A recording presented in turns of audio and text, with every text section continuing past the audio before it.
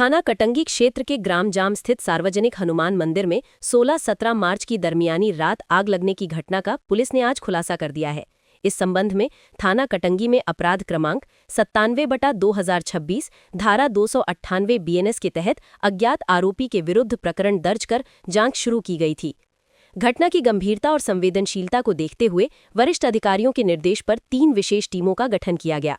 Police टीमों ने ग्राम जाम और आसपास के क्षेत्रों में व्यापक पूछताछ की, मंदिरों के पुजारियों एवं ग्रामीणों से जानकारी जुटाई और तकनीकी साक्ष्यों के आधार पर संदिग्ध गतिविधियों का विश्लेषण किया। जांच के दौरान साइबर तकनीकी साक्ष्यों से पता चला कि घटना के समय थाना कटंगी क्षेत्र निवासी आनंद चौधरी 44 वर्ष मंदिर परिसर के आसपास मौजूद था। पूछताछ में आनंद चौधरी ने बताया कि वो संतान प्राप्ति की इच्छा से धार्मिक उपाय के तहत पूजा अर्चना कर रहा था।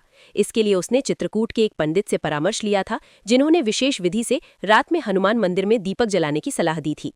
वहीं पुलिस अधीक्षक आदित्य मिश्रा ने बताया कि 16-17 मार्च की रात आनंद चौधरी अपने मित्र विनोद डहरवाल के साथ अलग अलग 1.25 किलो घी और आटा लेकर ग्राम जाम स्थित हनुमान मंदिर पहुंचे।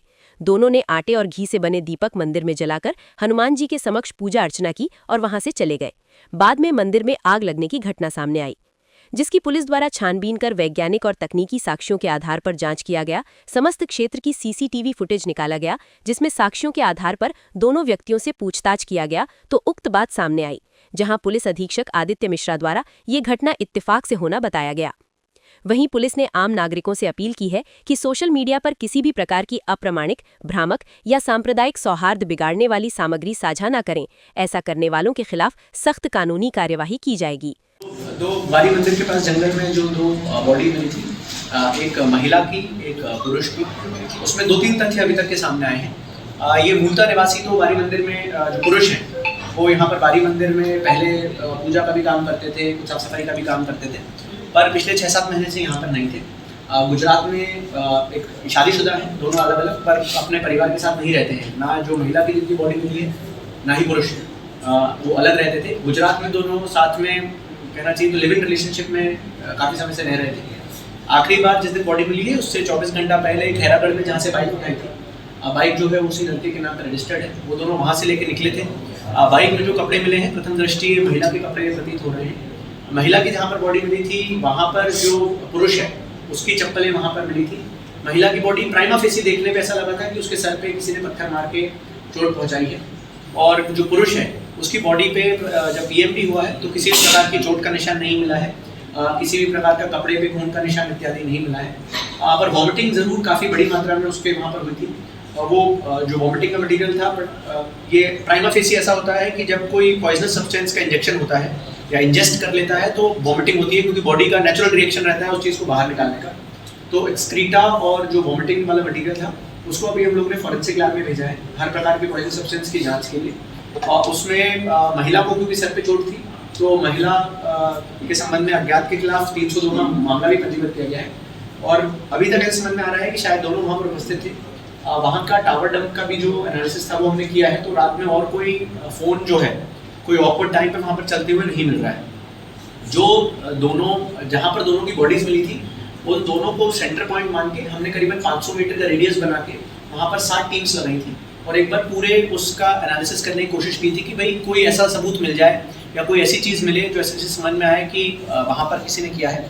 1 या 2 दारू की बोतल जरूर मिली थी, पर वही पुरानी अनयूज लग रही थी क्योंकि उसमें बारिश के ऐसा लग रहा था कि मिट्टी घुस चुकी है। और उसके अलावा कोई भी अन्य प्रेजेंस, कोई अन्य व्यक्ति के प्रेजेंस का मामला अभी तक नहीं सामने आया है। और जब बाकी जो फॉरेंसिक की जाँच है वो जब और उसकी रिपोर्ट सामने आएगी तो उसको किया जाएगा। प्राइमा फेसी हमने दोनों के जो नेल क्लिपिंग्स होते हैं, क्योंकि यदि किसी प्रकार का स्ट्रगल होता है या किसी ने पत्थर या मिट्टी उठाई होती है तो नेल क्लिपिंग्स में उसके एविडेंसेस मिलते हैं। तो जो नेल क्लिपिंग्स हैं उनको हमने फॉरेंसिक लैब में भेज रखा है, प्लस साथ ही साथ इनके जो पहने हुए कपड़े थे, इनके अंडरगारमेंट्स थे, इनके डीएनए प्रिजर्वेशन की जो कार्रवाई थी तो वो हम लोग अभी इसमें करे हैं। मुझे लगता है कि एक बार फॉरेंसिक रिपोर्ट आएगी तो और क्लैरिटी आएगी, पर प्रथम दृष्टि अभी तक कोई भी ऐसा मामला नहीं आया है कि इनकी किसी से लड़ाई हुई हो, किसी का पैसे का विवाद हो, कोई भूमि का विवाद हो, क्योंकि दोनों ही जो है वो अपने अपने परिवारों से, क्योंकि दोनों ही जो महिला थी उनके भी बच्चे हैं, पहले पति से जो उनके बच्चे थे उनसे अलग रह रही थी, जो पुरुष हैं वो भी अपनी पत्नी से और उनके जो बच्चे थे उनसे अलग रह रहे थे।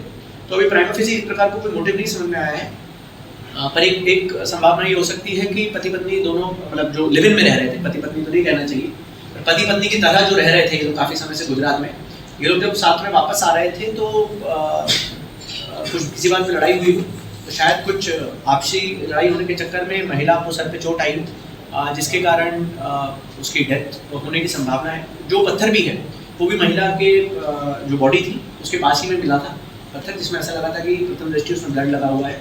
दोनों की जो अप्रॉक्सीमेट टाइम ऑफ डेथ है वो ऑलमोस्ट 1 या 2 घंटे के अंतराल पे पीएम रिपोर्ट में समझ में आई है, क्योंकि जो मैगेट्स की साइज थी वो ऑलमोस्ट सेम जगह पे बॉडी थी, तो सिमिलर काइंड के मैगेट्स से, तो जो टाइम ऑफ डेथ है वो भी दोनों का मैच कर रहा है। तो प्रथम दृष्टि ये एकदम उसमें अपडेट है।